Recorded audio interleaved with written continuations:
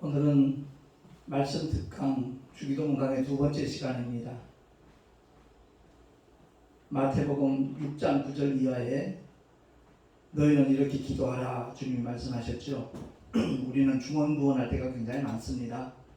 이 중언부언은 했던 말도 하고 그것도 포함이 되지만 내 마음 따로 말 따로 그런 기도가 바로 중언부언 기도에 속하거든요. 그래서 쓸데없는 것 구하지 말고 정말 하나님의 뜻대로 기도할 것을 우리 주님은 요구를 하셨습니다. 그래서 지난주에 하늘에 계신 우리 아버지여 기도의 대상에 대해서 우리가 말씀을 생각을 해봤습니다.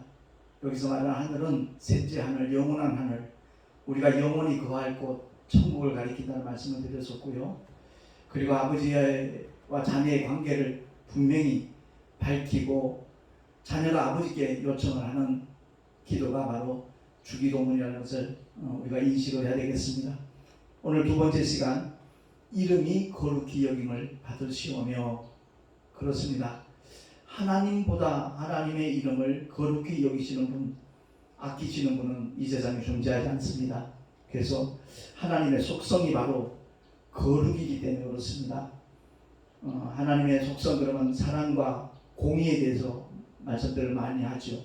그 사랑 역시도 거룩한 사랑이고 공의도 역시 거룩한 공의라는 것을 의미하고 있습니다. 우리가 거룩 그러면 때로는 부담스럽게 생각하지만 거룩의 반대말은 더러움입니다. 죄가 더럽고 허물이 더럽고, 그리고 주님은 더러운 귀신아 라고 분명히 말씀을 하고 있습니다. 그렇습니다. 하나님께서 가장 더럽게 여기는 존재가 바로 죄와 허물과 귀신들이라는 것을 우리가 기억을 하고, 이 주기도문 드릴 때 이름이 거룩히 여김을 받으시오며, 이 대목에 대해서 정말 우리의 삶이 왜 거룩해야 될 것인가, 세상의 빛과 소금으로서의 사명을 감당해야 될 이유가 바로 거기에 있다는 것이죠. 그래서 하나님 속성 자체가 거룩이라는 걸 아까 말씀드렸는데, 그러니까 하나님의 관계된 모든 것이, 그래서 하나님의 성전이라고 말하지요. 그리고 하나님께서 사용하시는 모든 물건들을 갖다가 선물이라고 그렇게 표현을 합니다. 더더구나 가장 중요한 것은 저와 여러분 예수 믿고 구원받은 하나님의 성도들, 그러니까 에클레시아가 교회라는 헬라어인데 세상에서 불러냈다, 세상에서 뽑아냈다라는 그런 의미거든요. 세상이 죄로 얼룩져 버렸기 때문에, 더러워졌기 때문에 그 더러움 가운데서 우리 하나님께서 독생자 예수 그리스도를 이 땅에 보내심으로 말미암아 십자가에 피 흘려 죽으신 그 주님의 은혜로 누구든지 믿기만 하면, 죄인들을 위하여 행하신 하나님의 놀라우신 행위, 그 사랑과 희생의 행위를 믿기만 하면, 인정하기만 하면, 그리고 마음속에 받아들이기만 하면 하나님의 자녀가 되는 권세를 하나님께서 주셨습니다. 그래서 교회를 좀만 다녀도 요한복음 1장 12절은 거의 다 암송을 하거든요. 영접하는 자, 곧 그 이름을 믿는 자들에게는 하나님의 자녀가 되는 권세를 주셨으니, 바로 그 이름이 예수입니다. 원래 아버지의 이름이었고요, 그걸 아들에게 맡기셨고요, 보혜사 성령 하나님도 그 이름으로 보내심을 받은 겁니다. 그래서 성부와 성자와 성령 삼위가 일체되신 하나님의 이름이 바로 예수라는 것을 우리가 분명히 알고 신앙생활을 해야 될 것입니다. 그래서 시편에도 보면 다윗이 그렇게 노래를 하잖아요. 시편 23편 누구나 참 즐겨 암송하는, 낭송하는 그런 말씀입니다만, 여호와는 나의 목자시니 내가 부족함이 없으리로다. 그가 나를 푸른 초장에 누이시며 쉴 만한 물가로 인도하시는도다. 그 다음 대목입니다. 내 영혼을 소생시키시고 자기 이름을 위하여 의의 길로 인도하시는도다. 아멘. 그렇습니다. 하나님의 이름을 위하여서 다윗을 의의 길로 이끄셨다라고 다윗은 그렇게 고백하고 노래를 하고 있는 겁니다. 내가 사망 영침한 골짜기로 다닐지라도 해를 두려워하지 않을 것은 주께서 나와 함께 하시니라. 주의 지팡이와 막대기가 나를 안위하시나이다. 이 시편 내용은 그야말로 누구나 다 즐겨 암송하는 하나님의 약속의 말씀인데, 하나님께서 우리를 의의 길로 인도하시는 이유가 뭔가? 하나님의 이름이 더럽혀지지 아니하도록, 욕되지 아니하도록 하나님의 이름을 위하여 의의 길로 인도하신다라고 다윗은 그렇게 노래를 하고 있는 겁니다. 그래서 우리 신앙생활 속에서 당신 뭘 믿습니까? 그럼 대답을 제대로 못해요. 어떤 분은 예수 믿습니다. 그게 사실 정답이거든요. 하나님의 이름을 믿는 겁니다. 그래서 하나님의 이름이 뭐냐? 요한복음 17장에 분명하게 명시가 되어 있음에도 불구하고 우리가 성경을 읽으면서 건성으로 지나갈 때가 굉장히 많습니다. 그래서 무엇보다도 오늘은 자기 이름을 위하여라는 이 대목과 함께 하나님께서 우리에게 이렇게 기도하라 하셨던 그 대목 가운데 이름이 거룩히 여김을 받으시오며 할 때 그 이름에 대해서 좀 더 구체적으로 살펴볼 텐데, 요한복음 17장입니다.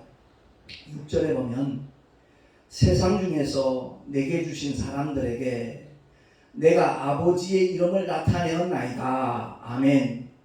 예수님이 이 세상에 오셔서 단 한 번도 여호와 이름을 언급한 적 없습니다. 마태복음에도 보면 아들을 낳으리니 이름을 예수라 하라, 그렇게 분명히 성경은 증거하고 있습니다. 그래서 주님이 아버지 이름을 나타내었다라는 이 대목을 우리가 분명히 인식을 하고 이어서 더 살펴보겠습니다. 10절 이하에 보면 내 것은 다 아버지의 것이요 아버지의 것은 내 것이온데 내가 저희로 말미암아 영광을 받았나이다 라고 말씀하죠. 내 것은 다 아버지의 것이라. 이 말씀 속에는 주님의 이름도 다 아버지의 것이라는 것을 내포하고 있습니다. 그래서 11절 이하 12절까지는 더 구체적으로 누구나 다 알아들을 수 있는 그런 말씀을 우리에게 알려주셨어요. 17장은 예수님의 기도거든요. 자, 11절 나는 세상에 더 있지 아니하오나 저희는 세상에 있사옵고 나는 아버지께로 가옵나니 거룩하신 아버지여 내게 주신 아버지의 이름으로 내게 주신 아버지의 이름으로 저희를 보존하사 우리와 같이 저희도 하나가 되게 하옵소서. 아멘. 그러니까 예수 이름으로 우리가 보존을 받는 겁니다.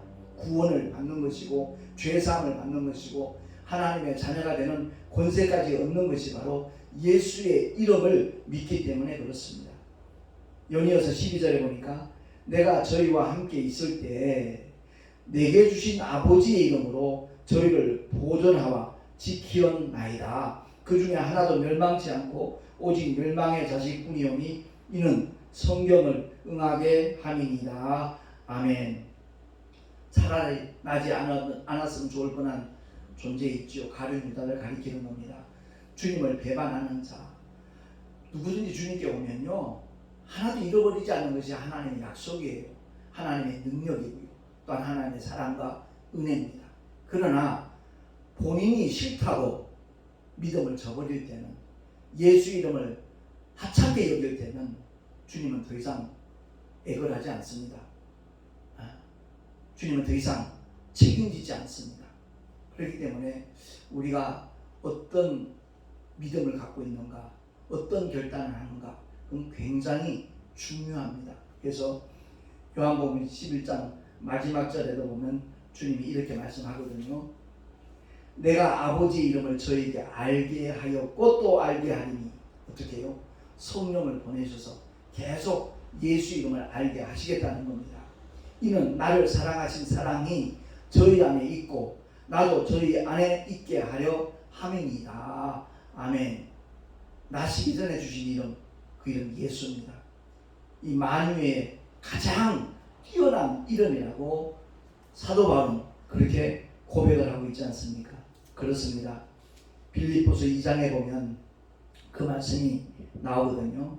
그는 근본 하나님의 본체시나 하나님과 동등됨을 취할 것으로 여기지 아니하시고 오히려 자기를 비워 종의 형체를 가져 사람들과 같이 되었고 사람의 모양으로 나타나셨음에 자기를 낮추시고 죽기까지 복종하셨으니 곧 십자가에 죽으심이라. 아멘. 첫사람 아담은 선악과 계명을 실패했지만 둘째 아담, 마지막 아담으로 오신 하나님의 독생자 예수는 십자가의 죽음과 부활이 아버지께서 주신 계명이라 했습니다. 목숨을 스스로 버릴 권세도 있고 다시 얻을 권세도 있으니 이 계명은 내 아버지께서 주신 것이다라고 주님이 고백하셨거든요. 그렇습니다. 그래서 죽기까지 복종하심으로 십자가의 죽음과 부활의 계명을 주님은 그대로 지키신 겁니다. 그대로 순종하신 겁니다. 그래서 빌립보서 2장 9절 이하에는 이와 같이 선언합니다. 이러므로 하나님이 그를 지극히 높여 모든 이름 위에 뛰어난 이름을 주사, 그 이름이 예수, 하늘에 있는 자들과 땅에 있는 자들과 땅 아래에 있는 자들로 모든 무릎을 예수의 이름에 꿇게 하시고 모든 입으로 예수 그리스도를 주라 시인하여 하나님 아버지께 영광을 돌리게 하셨느니라. 아멘. 그렇습니다. 사도 바울의 전도 인사는 딱 두 가지입니다. 예수는 그리스도시다. 두 번째 인사가 너희가 믿을 때 성령을 받았느냐. 사도 바울의 전도하는 인사법 딱 두 가지, 바로 그겁니다. 복음의 핵심이죠. 신앙생활할 때 반드시 갖춰야 될 요소들입니다. 예수가 누구신가? 바로 하나님의 독생자요 나의 구주라는 고백입니다. 나의 주시요 나의 왕이시요 나의 하나님이심을 고백하는 겁니다. 그래서 만나는 모든 자들에게 예수는 그리스도십니다. 예수는 구주십니다 라고 전하는 게 바로 전도입니다. 그리고 나 예수 믿어요, 나 교회 열심히 다녀요 하는 사람들에게 반드시 다시 한번 확인시켜야 될 메시지가 바로 믿을 때 성령을 받았는가. 주님이 약속하신 보혜사 성령 하나님, 오늘이 마치 성령 강림 주일이거든요. 그래서 오늘 제가 날 예배를 통해서 성령 충만한 삶이 과연 어떤 것인가에 대해서 좀 깊이 은혜를 나누고자 합니다. 아무쪼록 우리 모두가 다 주기도문은 주문이 아닙니다. 거긴 하나님의 거룩하신 모든 뜻이 담겨져 있는 가장 완벽한, 정확한, 그리고 100% 이루어지는 기도라는 사실을 우리가 깨닫고 정말 주기도문을 통하여 신앙생활에서 날마다 승리하는 하나님의 사람들이 될 수 있기를 예수 이름으로 축원합니다. 기도하겠습니다. 하나님 아버지 감사합니다.